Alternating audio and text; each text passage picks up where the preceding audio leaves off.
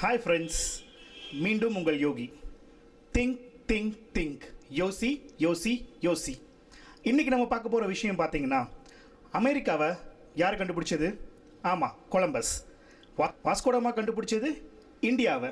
அப்போது வாஸ்கோடகாமா கண்டுபிடிக்கிறதுக்கு முன்னாடி இந்தியா இல்லையா? இல்லை கொலம்பஸ் தான் அமெரிக்காவை கண்டுபிடிக்கிற நோக்கத்துக்கு போனாரா? வாங்க நிகழ்ச்சிக்கு போகலாம். திங்க் திங்க் திங்க், யோசி யோசி யோசி. கொலம்பஸும் வாஸ்கோடகாமா ரெண்டு பேருமே பார்த்தீங்கன்னா சமகாலத்தில் வாழ்ந்தவங்க, கிட்டத்தட்ட 15ஆம் நூற்றாண்டில் வாழ்ந்தவங்க.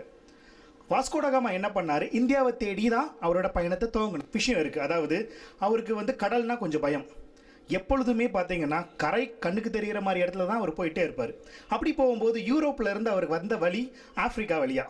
ஆஃப்ரிக்காவில் கீழே அந்த ஸ்பாட்டில் ஒரு இடத்துல நின்றுட்டு அங்கேருந்து அவருக்கு எப்படி போகணும்னு தெரியல. இங்கேயே நின்றுட்டு இருந்தவர் இந்தியாவுக்கு எப்படி போக முடியாமல் தெரிஞ்ச சமயத்தில் தான் குஜராத்லேருந்து ஒருத்தர் வந்தார். அவர் பேர் கன்ஹா.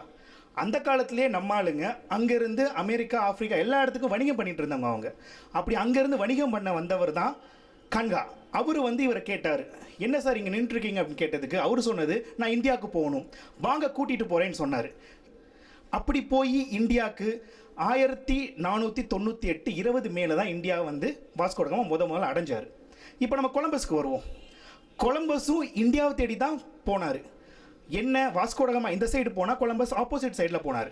நேராக போய் கண்ணுக்கு பார்த்த இடத்த தான் டச் பண்ணி அதுதான் இந்தியா அப்படின்னு சொன்னார். ஆக மொத்தம் பார்த்தீங்கன்னா, எப்படி பார்த்தாலும் மிகப்பெரிய ரெண்டு ஆட்கள் ஒரு நாட்டை தேடி போனாங்கன்னா அந்த நாட்டோட பலத்தை பற்றி நான் சொல்லி தெரியவில்லை.